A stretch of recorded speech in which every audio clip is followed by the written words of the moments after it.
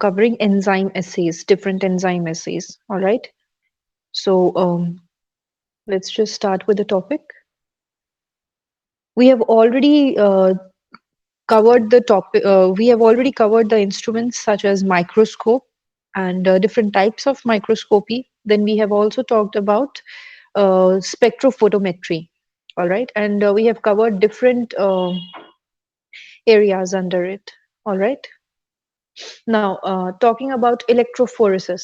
So, before I start to explain this particular topic, let me just ask you that. Let me just ask you that. What do you think does this term mean? Electrophoresis. Do you get a hint what we are going to use over here in this particular technique?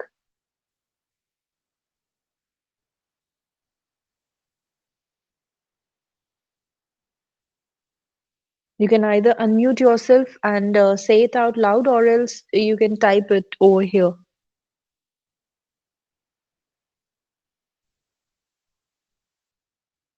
I hope I'm audible.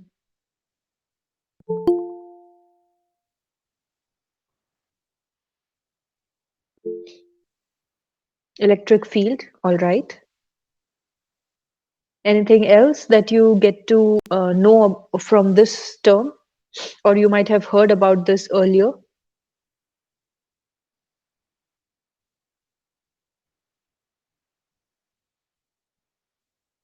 All right. So electrophoresis, as Senti said, it is the use of electric field.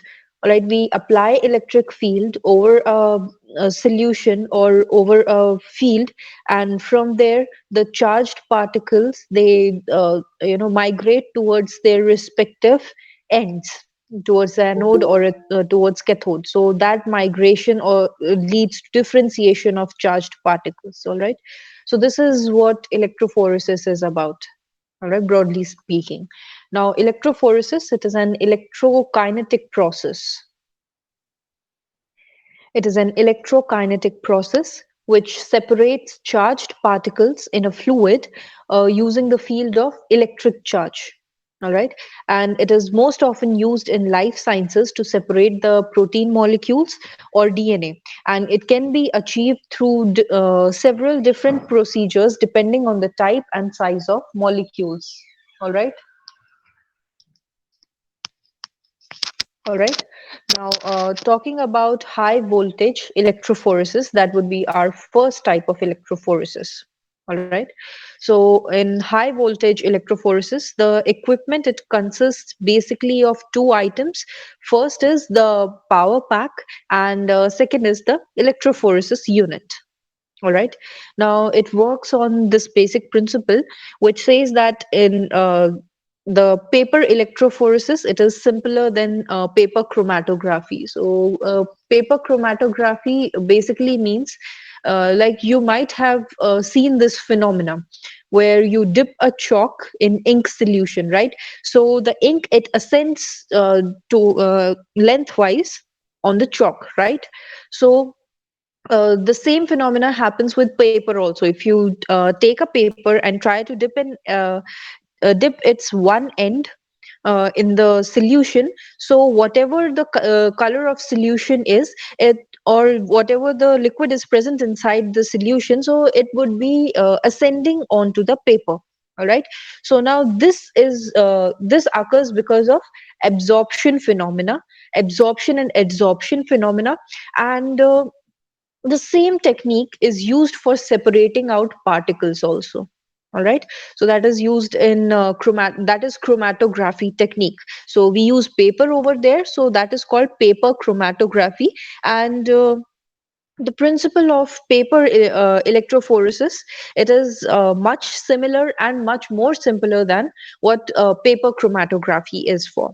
All right, so there are two features of an ion which are most pertinent to electrophoresis behavior: the size of ion and the size of charge it carries. So the ion size and its charge, these are the two properties which are to be considered over here in electrophoresis. All right. Now these features, they oppose each other. The bigger the size is, the slower the ion will travel, and the bigger the charge is, the faster it will go. All right. Now, for example, um, let's just assume that there is this iron ball, which is, there are these two iron balls which are present. All right. And you have to move those balls from point A to point B. All right. Now, in moving those balls from point A to point B, you have to apply certain force. Now, you will be applying the similar force, similar amount, or the same amount of force would be applied on both balls, right? So, what do you think? Which ball would move faster and farthest? The smaller ball or the bigger one? Bigger iron ball or the smaller ball? Which one will move farthest? The smaller one? Absolutely correct. The smaller one would be moving farthest, right?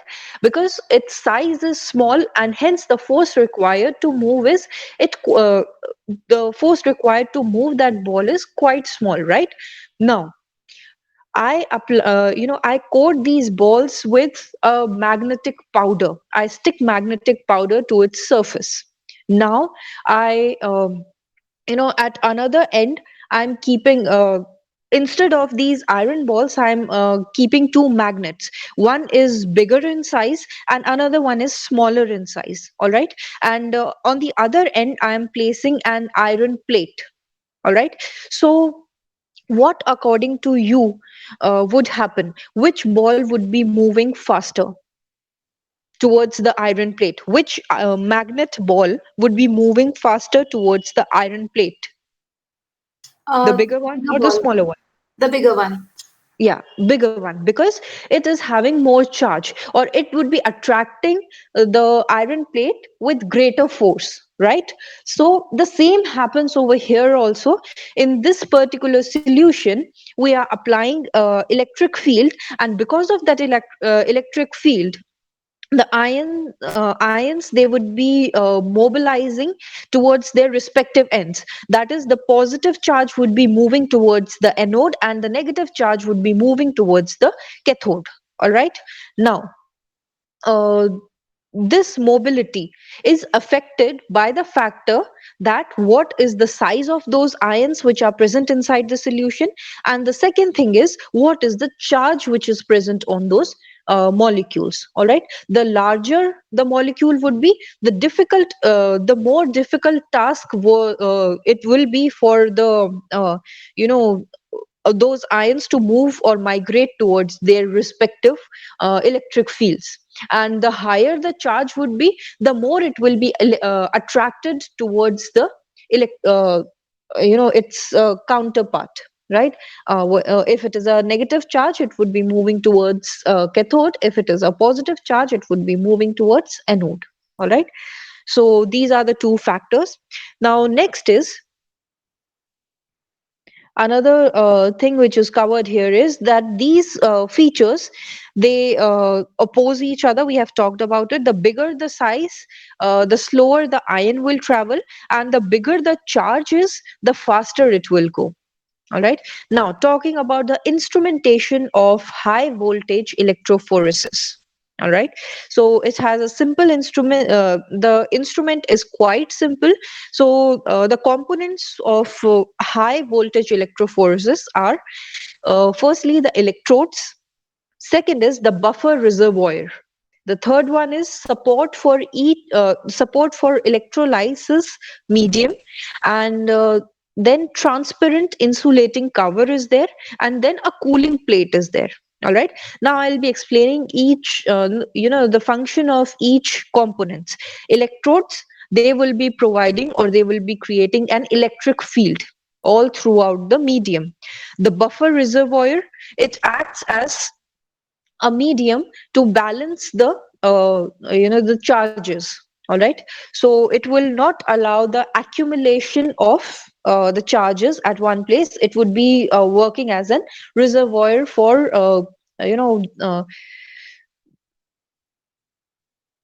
it would be working as reservoir for spreading out the charges evenly.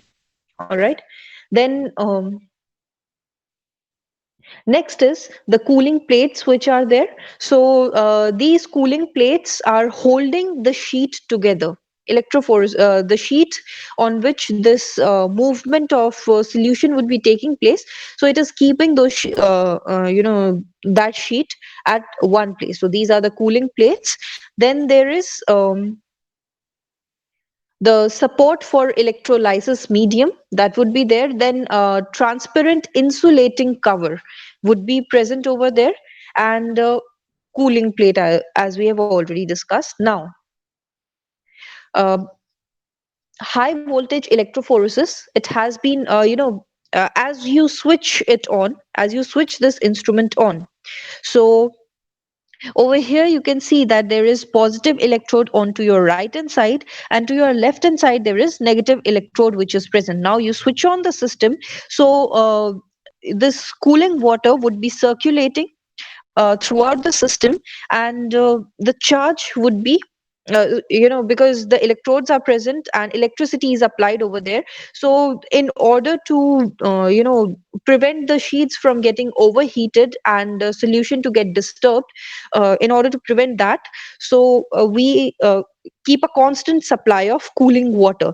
and then it is circulating through cooling plates. And then as the sheet, it is extension is made onto the sheet through wick, and through the wick the solution is the buffer solution, it is ascending onto the sheet. All right. And then the material which is present, the sample you have loaded, so according to its mobility of ions, the ions would be migrating towards positive electrode or negative electrode. All right.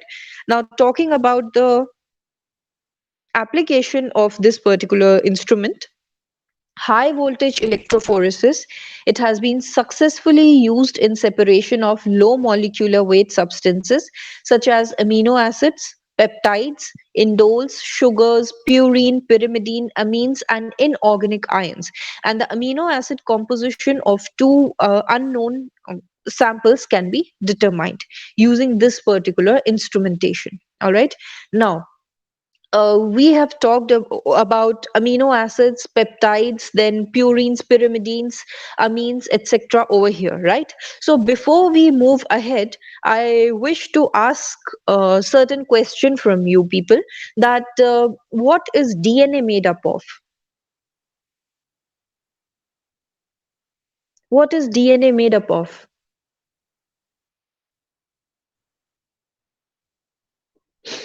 You might have heard sugar and spice and everything nice, right? So there is sugar which is present over here, absolutely correct. Then there is phosphate which acts as the spice, that is the backbone. And then nucleotides are there. All right. So nucleotide is nothing but a combination.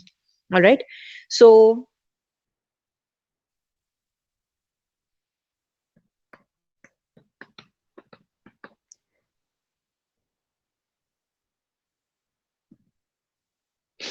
nucleotide, it is chemical nucleotides. Everything which contains atom is would be a chemical. All right. So uh, nucleotide, it is made up of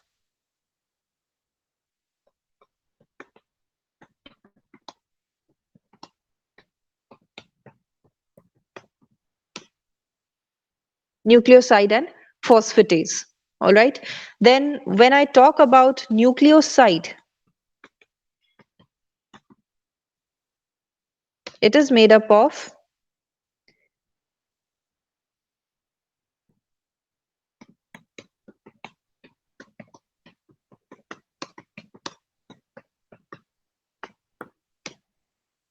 nitrogen bases and sugars. All right. Now, what are these nitrogen bases?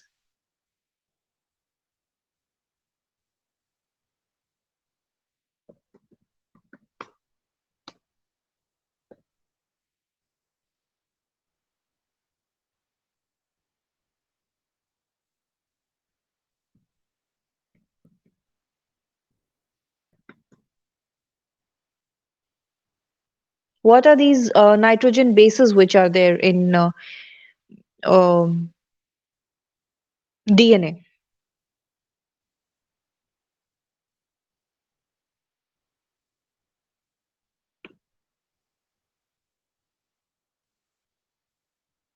They are categorized into two categories. One is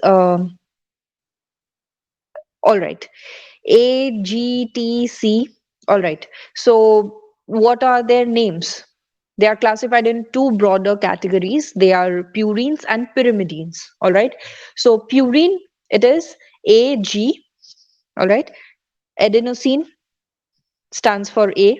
Uh, can you please unmute yourself if you know the answer? What does T stand for? Thymine. Thymine. All right. Uh, what does C stand for? Cytosine, Cytosine. And G? guanine. Guanine. All right.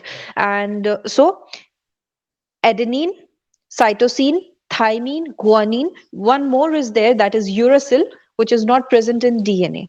All right. So that is there. So these are the nitrogen bases which are present. They are classified as purines and pyrimidines. And then there are sugars. So what is the sugar which is present? The name of the sugar which is present?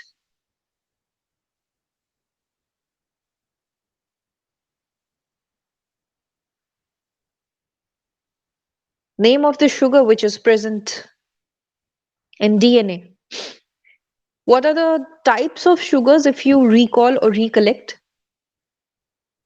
Types of sugars. Have you heard about this sugar?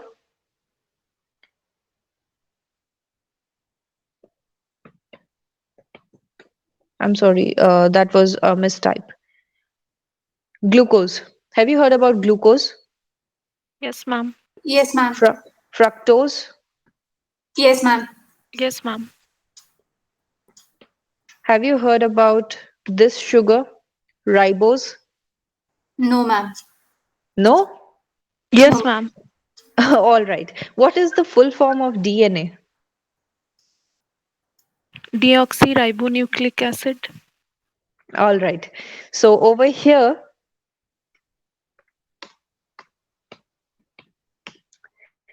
can we just focus on D and R? That is deoxyribo, right? So ribose sugar is present in DNA. This is a 5 carbon sugar. It is containing 5 carbons only. Glucose and fructose, they contain 6 carbons, right? If you recollect, glucose and fructose, they contain 6 carbons, Yes, ma'am. right? So ribose is a sugar which contains 5 carbons. All right. Now, in this sugar, uh, at second position, at on the second carbon, the oxygen is absent. All right. So that makes this sugar non-reactive.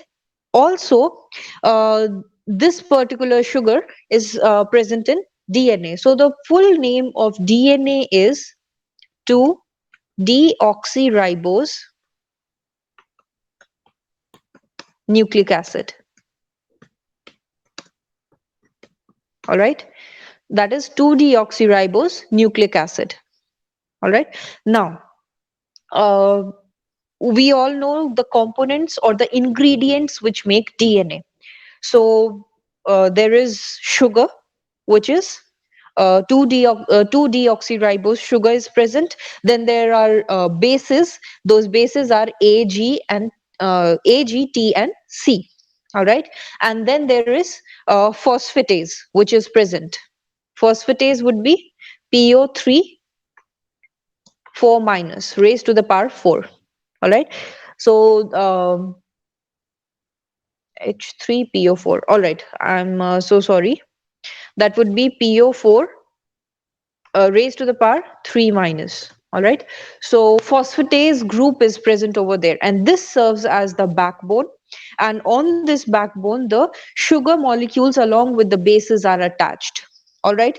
Now, the whole purpose of telling you about the structure of DNA was that DNA is overall negatively charged because of the presence of phosphatase group in it.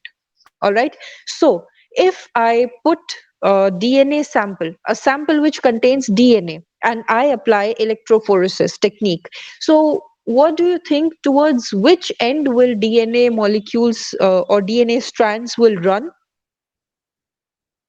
Towards the positive side or towards the negative side?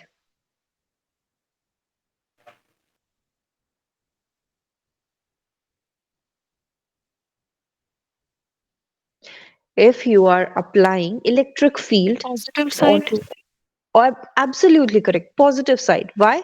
Because DNA, it is negatively charged because of the presence of phosphatase group in it. All right. So these DNA strands, they would try running towards uh, positive electrode. All right. So this is what happens during electrophoresis. Fine. And after electrophoresis, whatever sample these strands, they are not visible to the naked eye. All right. We need certain coloring dyes to visualize these DNA strands, and once these strands are visualized, those strands are cut off from the sheet or from the gel, and thereafter they are placed or subjected to PCR technique. In PCR technique, the sample size, it will get amplified, and thereafter we can get to look into the molecules and the arrangement of these bases which are there. All right. So this is how this whole concept works. And much like DNA is made up of nitrogen bases, right? And so are the proteins. Proteins are also containing nitrogen in them, right? So nucleic acid is present inside proteins also. Nucleotides are present inside protein also. So this particular technique, it can be applied onto amino bases also. And these amino bases, they are sometimes really very useful in identifying certain types of plant species, because certain plant species, they contain unique type of biomolecules in them. So to identify that, we can use this particular technique at a very ground level. All right. So that is there. Now, if I talk about sugars, so different sugars can be identified in urine. So when you are given a urine sample, so from urine sample, you can extract different amino acids like creatinine. All right. So you can measure the level of creatinine also later on, right? So these are certain separation techniques which are used for screening of amino acids, peptides, indoles, sugars, and nitrogen bases. Then amines also, and inorganic ions can also be identified via this particular technique. All right. Now, after high voltage electrophoresis, we move on to low voltage electrophoresis. All right. Now, over here, you can see that this instrument setup contains two beakers, and in these beakers, buffer solution is present to maintain the homogeneous nature of the solution, so that there is no imbalance between the positives and the negatives of the solution. All right. So electrodes are dipped into this buffer solution, and then you can see that there is this filter paper which is hanging in both the beakers. The end of the filter paper strip, it is hanging in both the beakers, and on the top, in between those two beakers, is the mid part of that filter paper strip, which is containing the sample. All right. Now sample is placed between within, I mean to say that in the middle of this particular filter paper strip. So from the midpoint, the components, they would be moving towards the negative end or the positive end, depending upon their charge. All right. So this is the simple setup of low voltage electrophoresis, and it consists of basically two items. First is the power pack, which is the electrodes, and then there is electrophoresis unit, that is the solutions and other setup, that is filter paper strip and other things. All right. Now, talking about instrumentation, so it is containing electrodes, buffer reservoir, then it has a support for electrolysis medium also, then transparent insulating cover is there so that the equilibrium is not, disturbed by any external factor. Then airtight housing sample application point is there, and filter paper strip is there. All right. So that would be there. Now, it's talking about its application. So in examination of biological and clinical specimens for amino acids and proteins, this particular instrumentation is used, and it is used for separation of proteins and other higher molecular weight substances also. All right. This low voltage electrophoresis, as the name suggests, the electric charge which is applied over here, it is quite low as compared to the high voltage one, and hence here you can see that there is no cooling system which is available, because no much heat would be generated over here in this apparatus. All right. Now we move on to next um, technique, that is immunoelectrophoresis. I hope you know how blood groups are identified. Do you know the concept of identifying the blood groups? Ma'am, it's regarding the presence of certain sugars. All right. So what are not sugars exactly? There are certain structures, and those structures are proteinaceous in nature. All right. And those structures are called, any hint? Have you heard about them? AG and AB? Yes, ma'am. What is it? Antibodies and antigen. Absolutely correct. So this is antigen and antibody.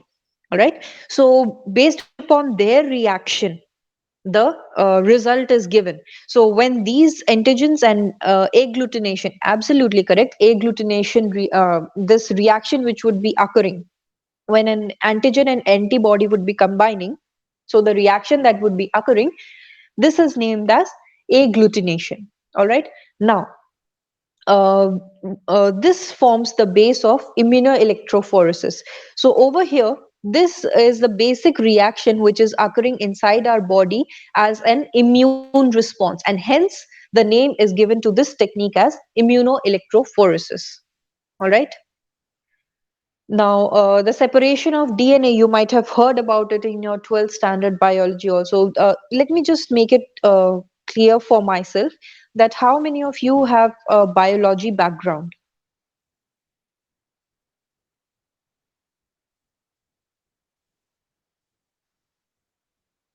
It's no big issue. You can completely tell it so that I can make this particular topic more comfortable for you to understand.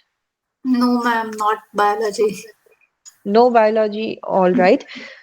Okay, so Shreya has biology background. Apart from Shreya, does anybody else know? All right, Vaishali also, you know. All right, so excuse me.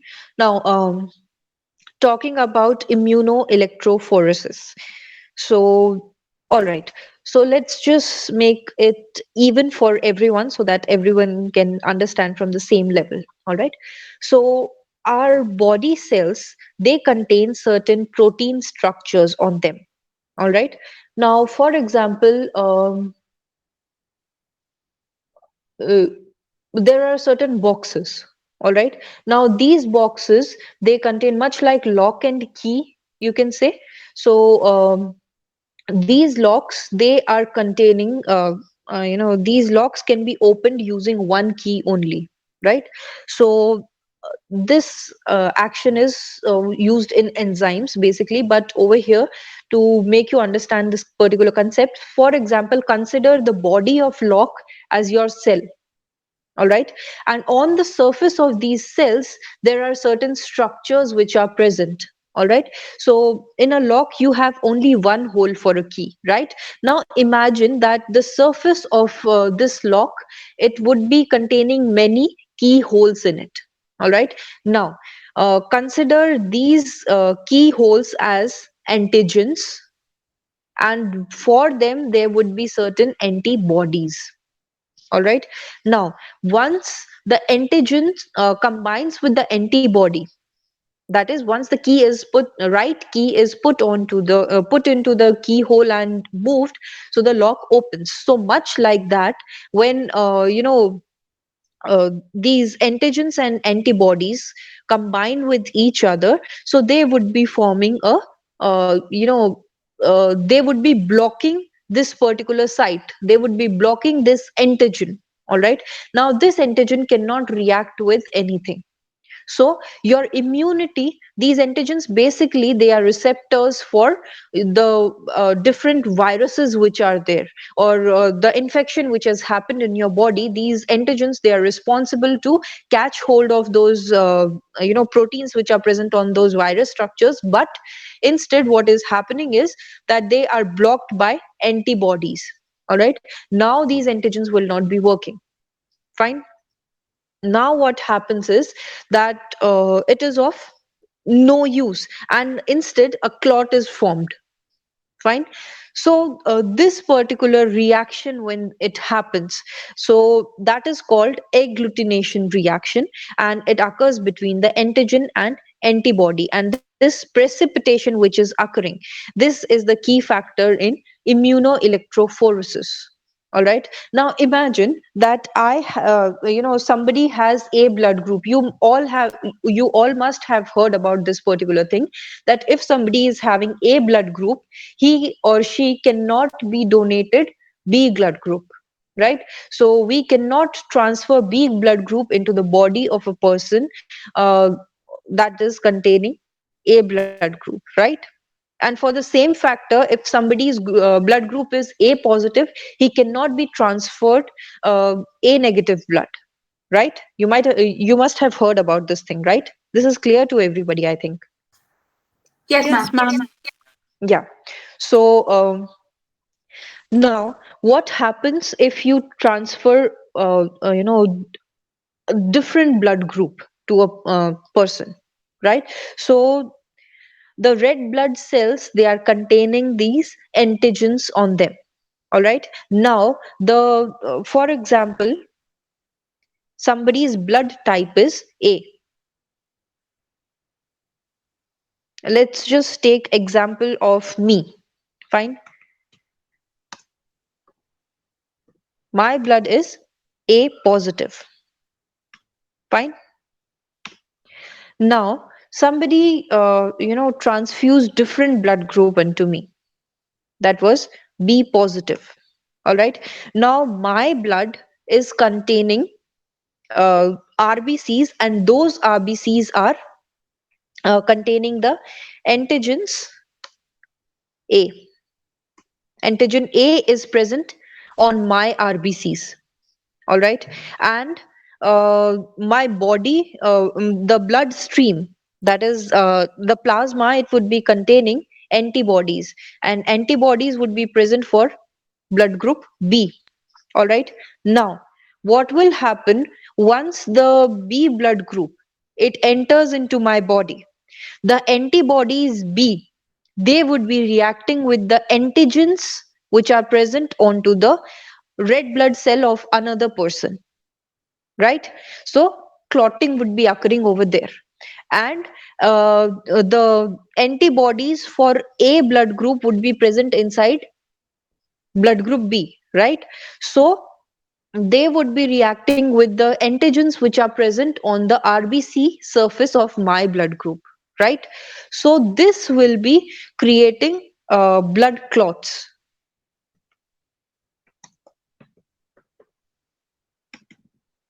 Yes, ma'am. All right.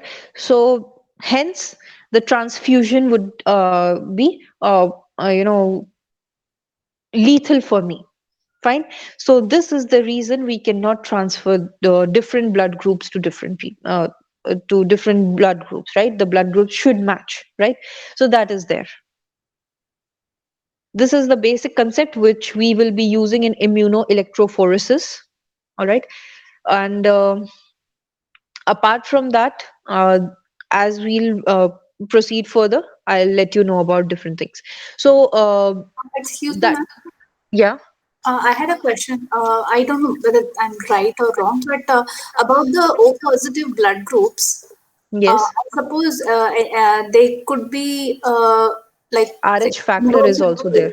yeah, right. Yeah. Yeah. So, So for positive blood, they also work as a receiving factor only. okay. So if somebody's blood cells they are containing the RH factor, that Mhm. blood group would be termed as positive. And Okay. if it is devoid of RH factor, it would be negative. All right. Oh, There is this complication in pregnancy also. All right. right. If the blood group of mother is negative and that of the baby is positive, or vice versa, so it would be creating a problem for mother. Right. All right. Right. So that is there. Okay. So the clots are formed in that case also. Right. All right. Okay. Okay. So that is there. Now, as we were talking about this particular agglutination reaction, so that is happening over there in enzyme assay technique, and over here in immunoelectrophoresis we are going to apply electric field, and in that electric field the migration of different charges would be occurring. So it refers to the precipitation in agar medium. Agar is much like a jelly. You might have seen jelly products, they are containing agar in it. It is edible also. So it is obtained from an algae, and the name of algae is agar agar, red algae. It is a red algae, and this is sort of jelly like structure. And this is used as a medium for performing electrophoresis, and a precipitation reaction would be occurring over here by application of electric field. So it is a process of combination of immunodiffusion and electrophoresis. So what we were discussing about agglutination and precipitation reaction, you might have seen in chemistry, you might have seen that if two chemicals they combine, so there is either the solution would be a clear solution, there would be exchange of ions. If there is exchange of ions, so there would be precipitation reaction that would be occurring, right? So some precipitate would be settling down at the bottom. So the same is happening over here also. All right. So that would be, since it is involving the immune system or the immune cells, so that is known as immunodiffusion. Fine. So antigens, they are placed into wells which are cut in a gel, and it is not containing antibody. They are free of antibody, so only the antigens they are placed into the wells which are cut in a gel. For example, you take a rectangular slab of agar, all right, and over onto your one end you place your comb, and this for this technique the wells they are dug this way only. Comb is taken and it is pressed onto one end, and thereafter it is taken out. So it makes some well or hole like structure in the that agar medium, and in these wells you are going to put the samples, you are going to fill the sample, and thereafter you'd be applying the electric field, and the charges would be moving within the agar medium. All right. And this agar medium, you can consider it as a sponge. All right, though it is transparent, so you can see it, see the solution running. If it is a colored solution, you can see it running. Otherwise, you can develop it later on. So these antigens they are placed into the wells which are cut in a gel, and then they are electrophoresed. A throw is then cut into the gel into which the antibodies are placed. All right. All right. So onto one end there will be antigens, and onto another end there will be antibodies. So you might have heard about the snake venom case, right? So how do we get to know that which snake has bitten? And uh, for that, every snake's venom, it contains certain amino acids are there. All right. So for these amino acids, or for these antigens, there would be certain antibodies which can be produced uh, by the body. So since this venom, it is quite potent enough to kill a human, so we take the serum of horse, which is containing the antibodies against the antigen which is present inside the venom of snake. So in order to confirm whether which type of snake has bitten a person, so we take the blood sample, and then we run this particular test on them, so that we can get wherever the agglutination reaction occurs between the antigen and antibody, we can get to know that which type of snake might have bitten that person. All right. So that is there. And even to determine the species also, like for example, you went onto a crime scene, and over there you saw certain blood drops. All right. So the blood drops, the crime scene can be a positive crime scene, as in that the crime might have actually happened, or else there are certain cases where the crime scene, it is fabricated. All right. So certain evidences, they are planted over there. So you reach the crime scene, and over there you see certain red drops.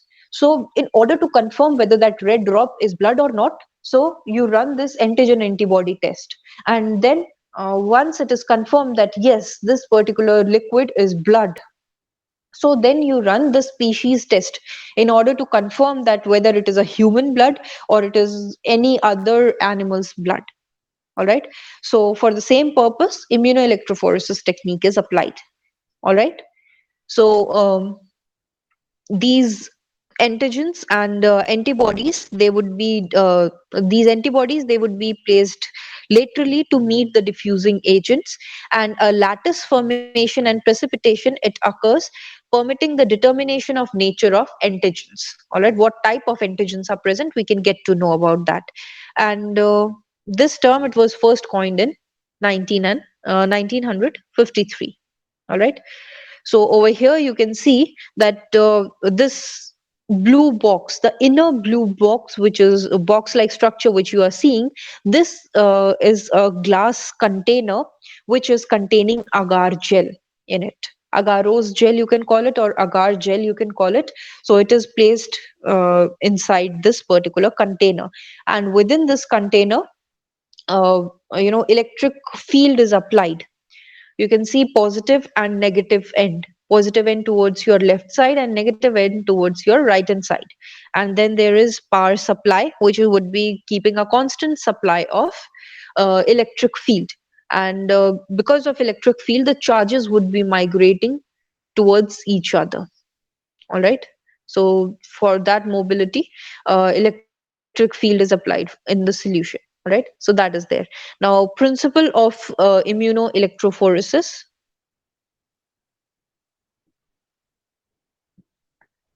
So when electric current is applied to a side layered, uh, it is applied to a side which is layered with gel, the antigen mixtures which are placed in the wells, they are separated into individual antigen components according to their charge and size. And following the electrophoresis, the separated antigens, they are reacted with specific anti-sera which contains the antibodies, and it is placed parallel to the electrophoretic migration, and diffusion is allowed to occur. So electrophoresis also occurred, and immunoreaction also occurred over here. So collectively the name is given immunoelectrophoresis. So antiserum which is present in the trough, it moves towards the antigen components, resulting in the formation of separate precipitin lines. and it usually takes 18 to 24 hours to develop this particular uh, precipitin bands. So each indicates the reaction between individual proteins with its antibody. If any antigen is not reacting with any particular antibody, we can get to or we can conclude that uh, this particular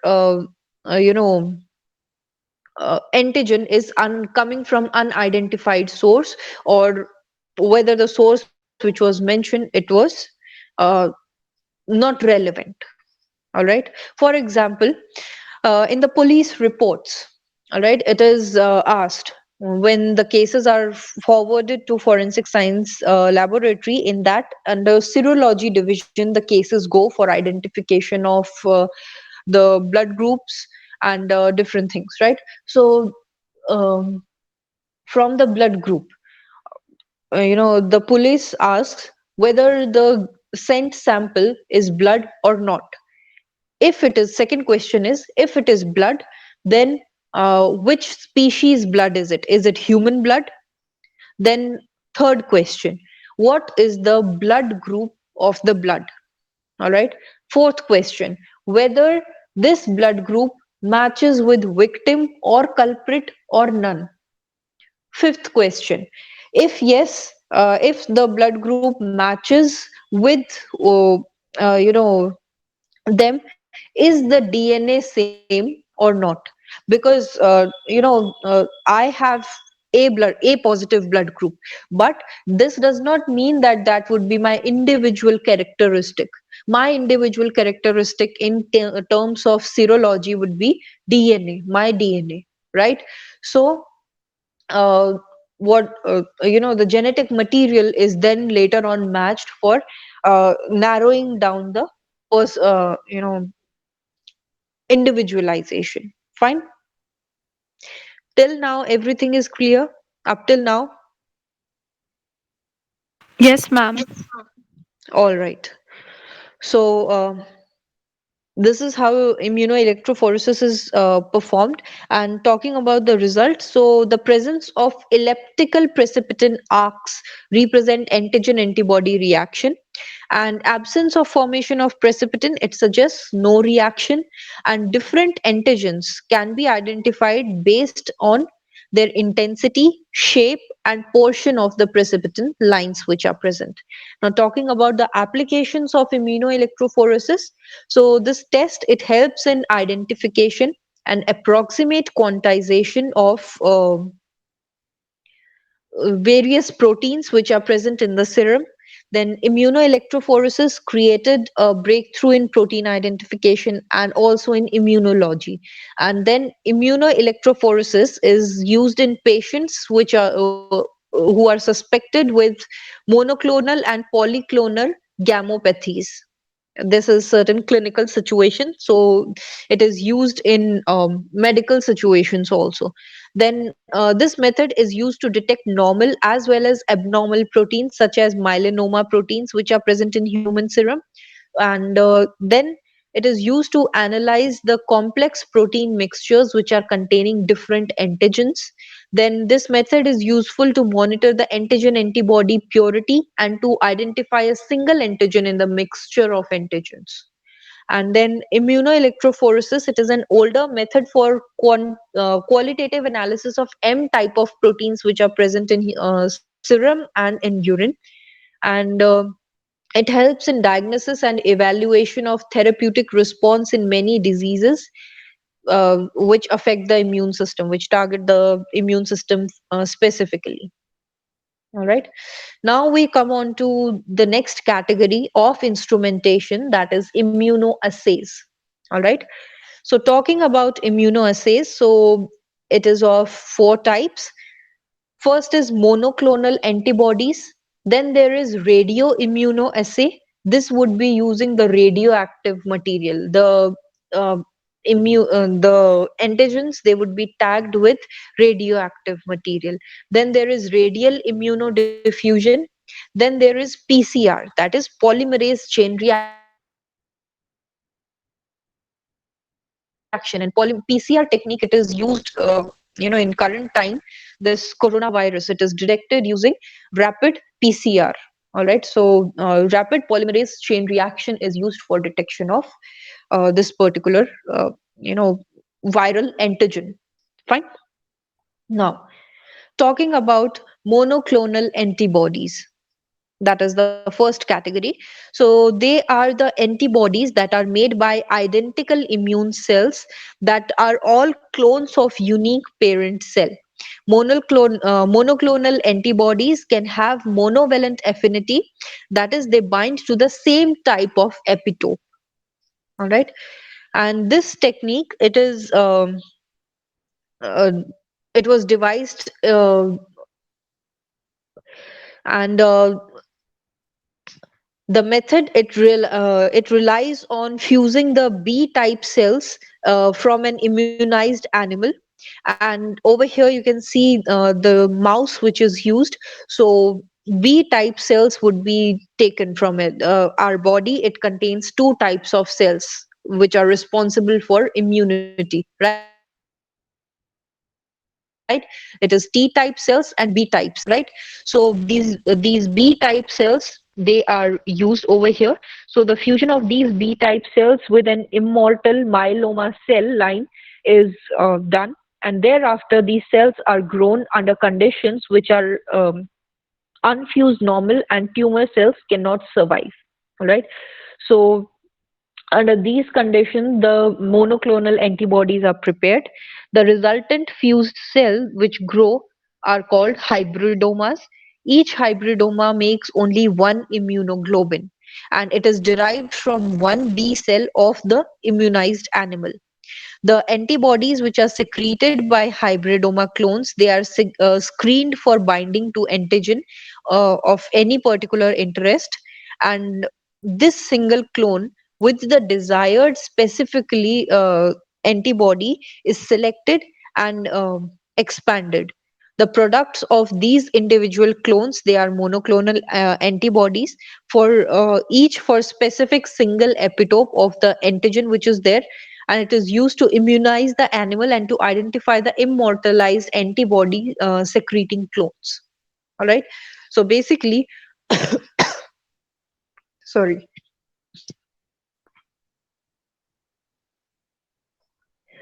So basically, what is happening, that we are taking a mouse, we are immunizing this mouse using a certain type of antigen, and thereafter the immune cells, that is the B type of cells, the memory cells which are there.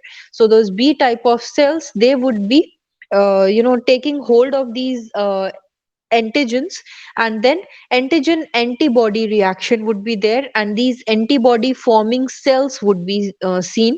Thereafter the tumor cell has the tendency to repeat itself, to multiply itself without any restriction. All right.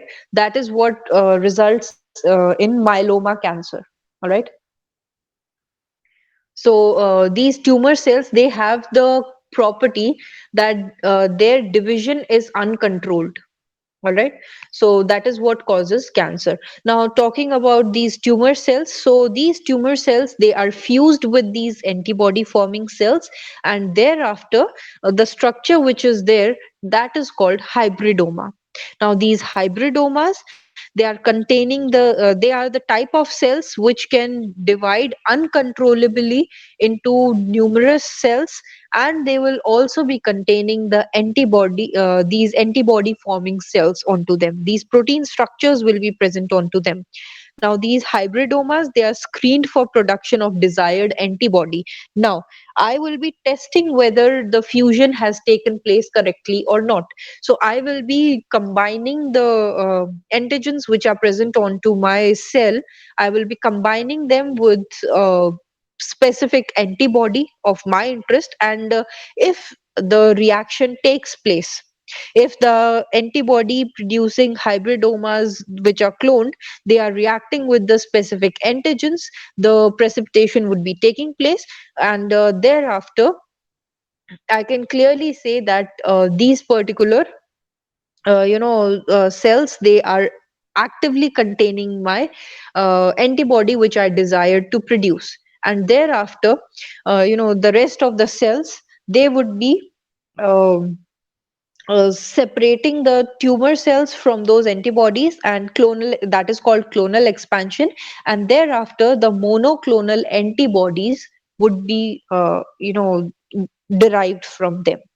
All right, now talking about the type of monoclonal antibodies. So first one is the naked monoclonal antibody. They are, there is no drug or radioactive material which is attached to them. So they are simple. They can be only identified using antigen antibody reaction. All right. So they are naked monoclonal antibodies. Then there is conjugated monoclonal antibody. So they are joined to a chemotherapy drug or to a radioactive particle. So hence the name is given conjugated monoclonal antibody. Now, the next is bispecific monoclonal antibody. So these particular drugs, they are made up of parts of two different monoclonal antibodies, and they can attach to two different proteins at the same time. Now, talking about the uses of monoclonal antibodies, they have many practical application in research, medical diagnosis, and also in therapy. And some of their uses are, firstly, the identification of phenotypic markers which are unique to particular cell types. When you are going to do your research, in identifying different types of biochemicals, for identifying different types of cells, specifically the tumor cells. So these type of markers, they would the markers which are present in those cells, they can be identified using these monoclonal antibodies. The basis for the modern classification of lymphocytes and other leukocytes is the recognition of individual cell populations by using the specific monoclonal. And these antibodies, they have been used to define cluster of differentiation markers for various types of cells. And the diagnosis of many infections and systemic diseases which are there uh, are based on detection of particular antigens or antibodies which are present inside the urine or blood or tissues, or by using these monoclonal antibodies in immunoassays. Assay means test, and immuno means using the cells which are responsible for immunity. So immunoassay means this. Fine. Now, next is the radioimmunoassay. All right. So, when radioisotopes are used instead of enzymes, so they are used to label the conjugated antigens or antibodies, and the technique for detection of antigen antibody complex would be known as radioimmunoassay. All right. So it is in vitro assay that measures the presence of an antigen with very high sensitivity. And it was firstly described by the measurement of endogenous plasma insulin by uh, Solomon and Roslin. So that was there. Now over here you can see the diagrammatic representation. So the classical radioimmunoassay methods, they are based on the principle of competitive binding. And in this method, an unlabeled antigen, it competes with the radio labeled antigen for binding to an antibody with an appropriate specificity.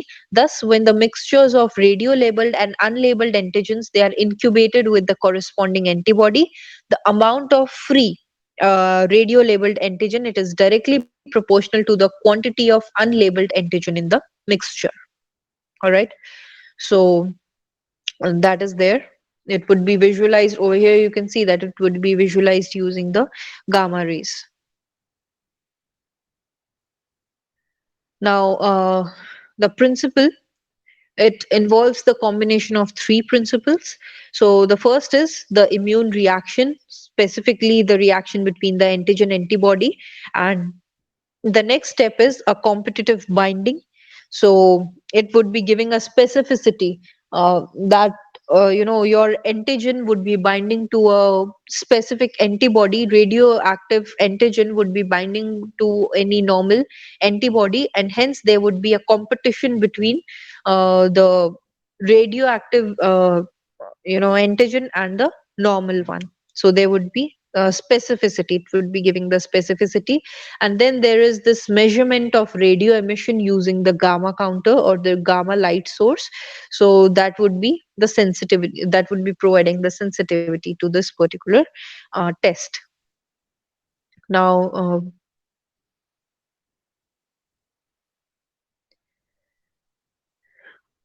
before we move further, I'd be talking about the immune reaction which would be there. So when a foreign biological substance it enters into the body bloodstream through a non-oral route, that is, it is entering via a skin infection, tissue rupture, or else directly into the bloodstream. So it is not it is a route which is apart from any route except the oral route.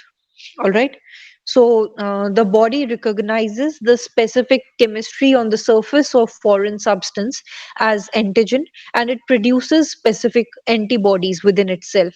So in order to nullify the effect of that particular antigen. All right. So this is known as the immune reaction. Now the antibodies which are produced by the body's immune system, so as to this is called the immune reaction. And here the antibodies or the antigens which are there, they bind the antibodies or the antigens, they bind move due to the chemical influence. And this is different from the principle of electrophoresis, where the proteins they are separated due to the charge. All right. In this immune reaction, the reaction is occurring because of the surface chemistry of antigen and antibodies, and not because of the application of charge. All right. Now talking about the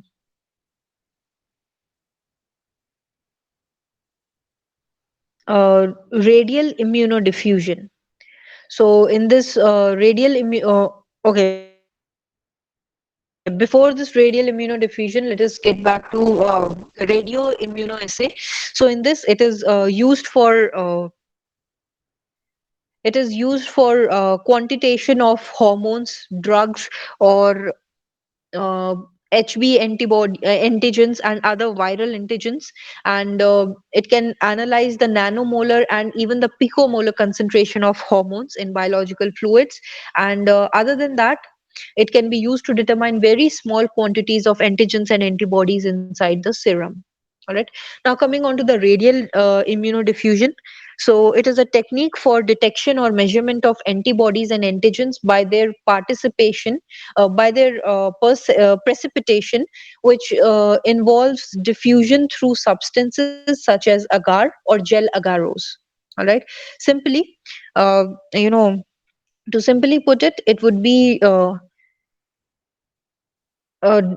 it would be denoting the precipitation reaction between the antigen and antibody within a gel medium. And this can be achieved firstly by suspending antigen antibody in a gel and letting the other migrate through it from well, or else letting both antigen and antibody migrate through the gel from separate wells, so that they can form an area of precipitation. All right. So now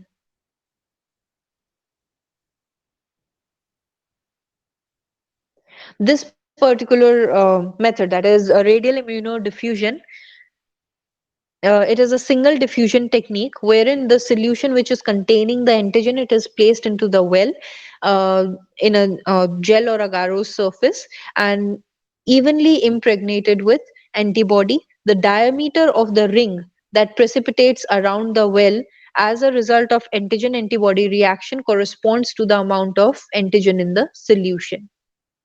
All right. Now it is used for detecting the antigen antibody complexes, and it is used for describing the circumstances under which the antigen antibody complexes they would precipitate out, and it would be used in determining the relative concentration of antigens. So talking about the principles of radial immunodiffusion, so in that, uh, it is basically the precipitation reaction that would be occurring, and a precipitin curve would be formed, and it states that antigen antibody interaction has happened, and it has occurred, forming visible cross linked precipitate when the proper ratio of antigen to antibody is present. So that precipitin line would be formed, and since, as the name itself suggests, that since it is radial immunodiffusion, so uh, you know there would be uh, these wells which are drawn. They are drawn in a circular form, and onto the circumference of that particular circle, there would be two circles, one outer circle and one inner circle. So uh, onto each circumference, that is the outer circumference, you can place antigen, and in the inner circumference, that is the inner circle, you can fill antibodies within that well. So they would be radiating out towards their respective antigens. They would be running through the gel, and hence they would be forming a uh, you know ring type of structure wherever they would be meeting, right? So that from there the name comes, the radial immunodiffusion. Fine. So that would be there. Now you can see over here the example. This is the example of radial immunodiffusion. You can see the way in which the antigen and antibody have reacted. They are forming an ring type of structure that is there. Fine. So the presence of precipitin ring around the antigen well, it indicates the specific antigen antibody interaction, and the absence of precipitin ring suggests that there is absence of any reaction, and greater the amount of antigen in the well, the farther the ring will form from the well. All right. So that is there. Now talking about its application, so it is used in estimation of immunoglobulin cases, and it is immunoglobulin classes. There are 5 types of immunoglobulins which are there, and out of them, IgG, immunoglobulin G, and immunoglobulin M antibodies are affected by influenza viruses. So it is used in detection of those immunoglobulins also. All right. So that is there. It can also be used for diagnosis of certain diseases, for serological surveys also it can be used. All right. Now next is, we are talking about PCR techniques. All right. PCR is polymerase chain reaction. Now, there are as far as more than 20 types of PCR techniques. All right. And out of which we'd be discussing about the main types of PCR techniques. All right. So, talking about it,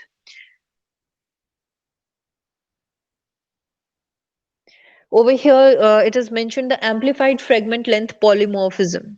All right. So, in this technique, it is quite prevalent. It is quite freely used throughout, and it is a PCR-based technique which uses selective amplification of section of digested DNA fragments to generate a unique fingerprint of for genomes of interest. All right. Now, talking about this, we have already discussed that how are we going to separate the DNA sections.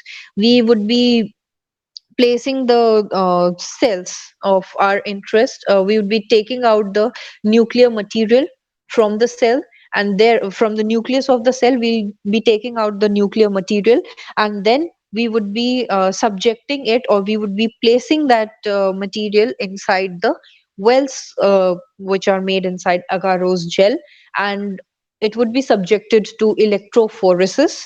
After electrophoresis, when we visualize that particular DNA strand, so we can see that there would be different strands based upon their length. The less the size of DNA fragment is, the farther it will travel. So from that particular well, the farther it will travel, right? So those sections of DNA fragments, they are picked up, and thereafter they are amplified using this PCR technique. We discussed this particular thing yesterday also, right? So It is used for selective amplification of that particular restricted or that particular section or segment of DNA. All right. So we have a choice that what type of DNA, we can choose which type of DNA fragment to amplify. And this technique, it can quickly generate large number of marker fragments from any organism without prior knowledge of genomic sequence. Even if you do not know the genomic sequence of that particular organism, you can still be able to identify what type of organism it was after subjecting that particular DNA fragment to polymerase chain reaction. All right.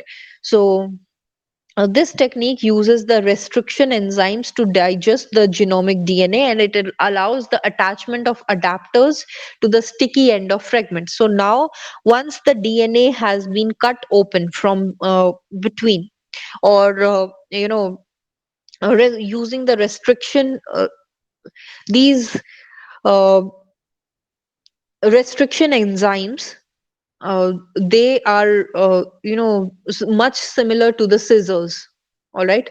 So the point where you cut the cloth from using the scissor, so it would be losing type of some threads would be coming out from the ends after you cut those. If you cut a cloth from between using scissors, so you can see certain fibers, they are coming out from those ends, right? So you consider those loose fibers as the sticky ends. Sticky ends are the free ends of DNA fragment or DNA chain which is there. So that is there.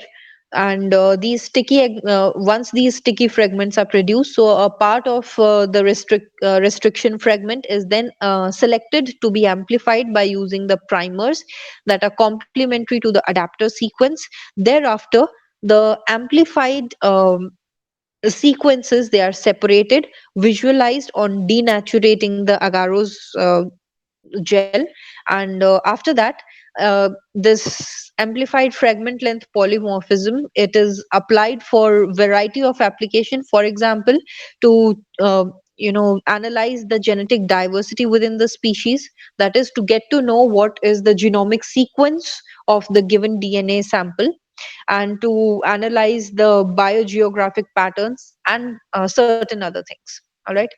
Now, next is allele specific PCR. So, allele specific PCR, it is based on allele specific primers, which can be used to analyze the single nucleotide polymorphism. So, allele refers to, for example, taking a speaking in broader term, we can say that somebody is tall and someone is short. All right. So these become two alleles. These alleles are basically the characteristic features. All right. Now, when I talk about DNA, so I will be speaking about the, I'll be speaking in terms of nucleotides, the arrangement of nucleotide that has been made. All right. So A attaches with T, right, with double bond. Adenine combines with thymine, right?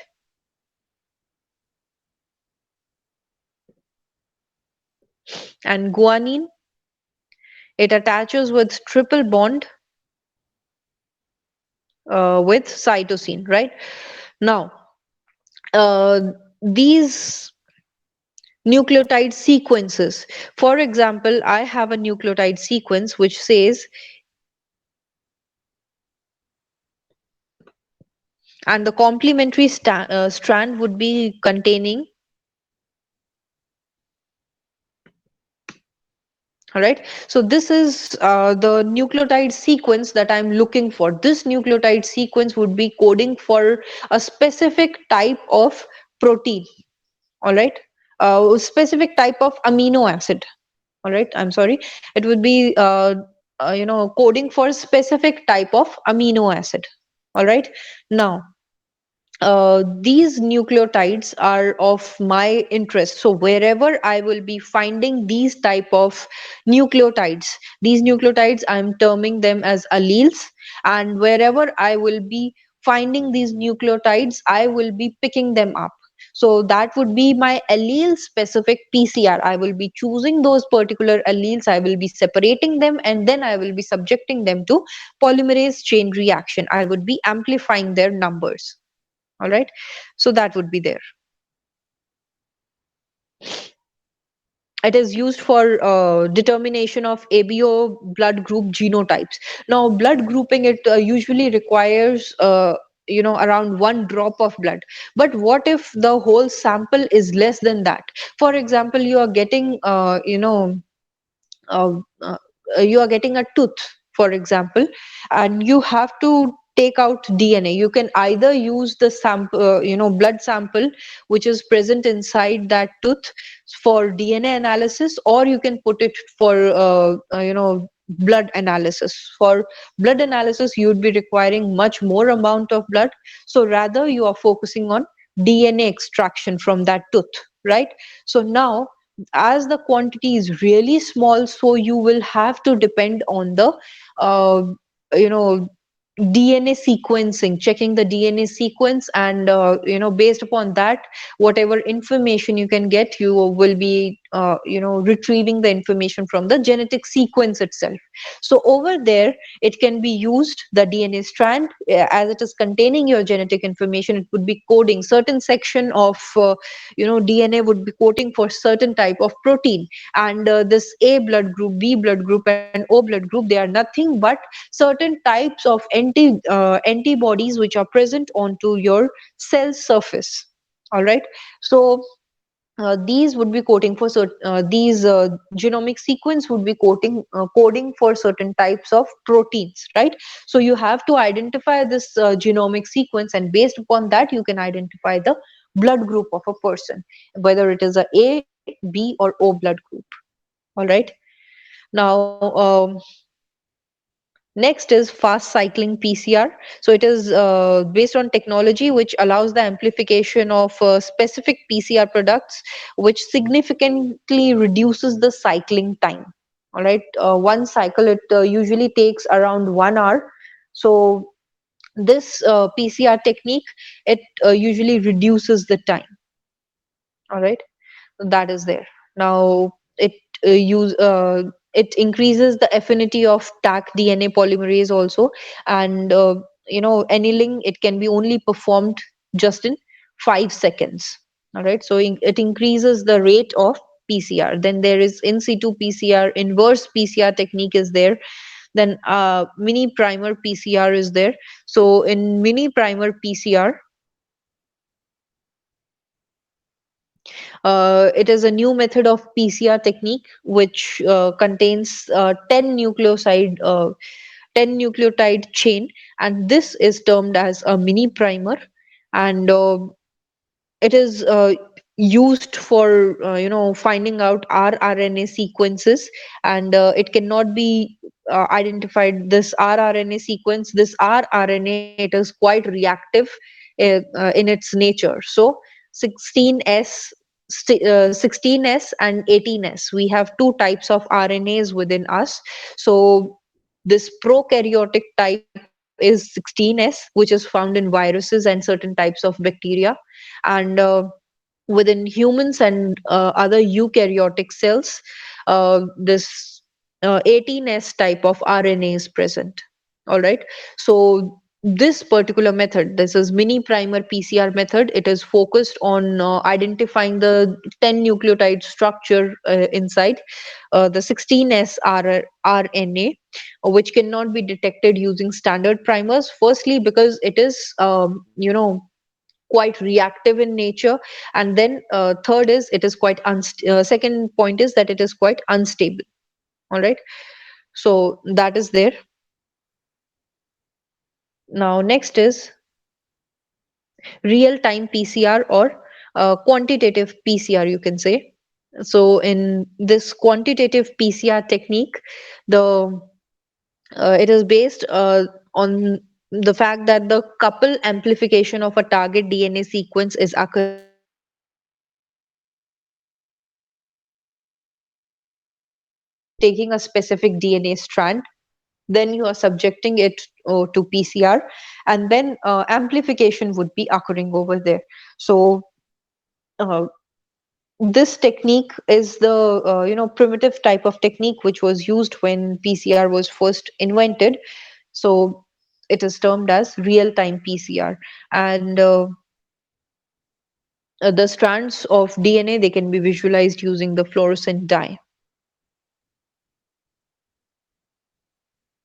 Now, another one which is most important is VNTR type of PCR technique. So VNTR refers to variable number of tandem repeats. Now, tandem means that there would be, a repeated structure, one after the other, it would be present. All right. So variable number of tandem repeats.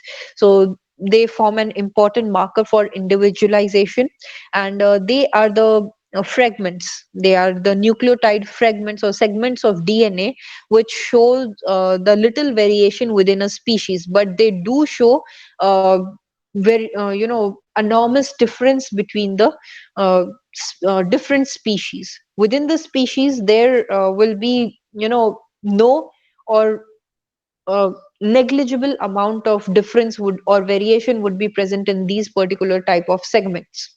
All right, so that is there. But if you compare two species, so there will be enormous amount of variation which would be seen in VNTRs.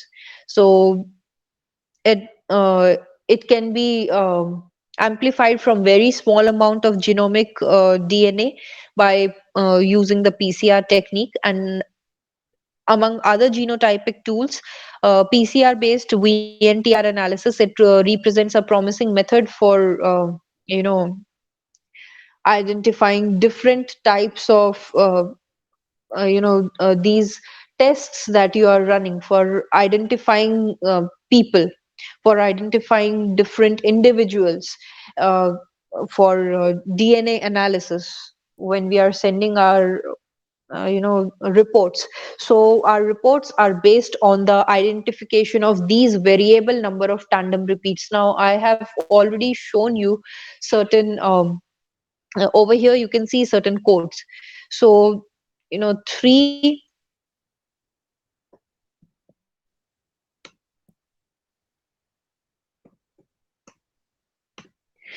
these three nucleotide sequences, they code for a single type of amino acid, right? You know that particular thing. Now this set of three nucleotides, so this VNTR, it usually refers to a smaller amount of just imagine that there are five more uh, you know nucleotidic sequences just like this. For example,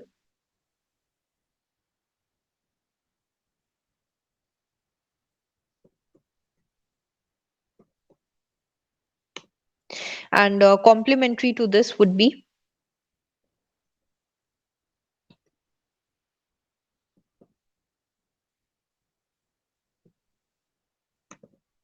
this strand. All right. Now uh, you can divide this particular fragment in by taking three nucleotides. Like ATT would be forming a single set of nucleotide, then single set of amino acid it would be coding for, then the next is CGT, then next is ACT, right? So in this way, these are this would form a set of uh, nine, right? So this would be forming a set of nine nucleotides, and I will be looking for these nine nucleotides wherever I find these type of nine nucleotides in my genomic sequence. I will be identifying them, and I would be taking them into consideration. So uh, these genetic sequence would be uh, uh, you know these sequences, they would be individual to me. They would be found in my genetic sequence only. They will not be repeated uh, in the genetic sequence of some other person. All right. So that would be happening. And this the range of VNTRs, it is ranging from 5 to 18 sets of nucleotides. Over here it is 10 VNTR, 10 nucleotides are mentioned over here.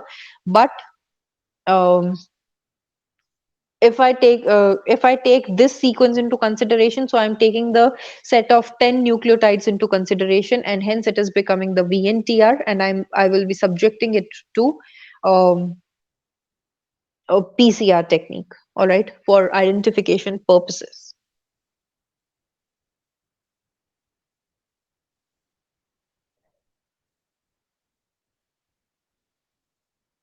Fine.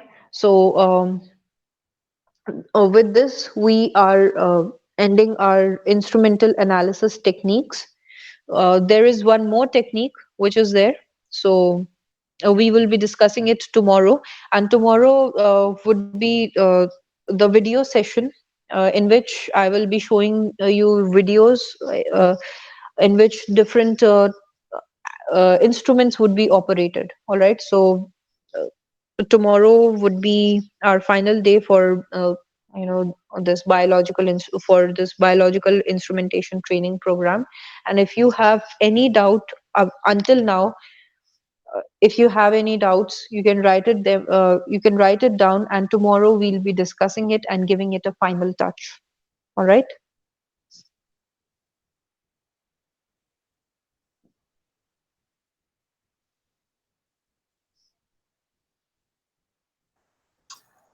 Okay, ma'am. All right then. Fine. You may leave the meeting now. Thank you, ma'am. Okay. Thank you, ma'am. All right. Thank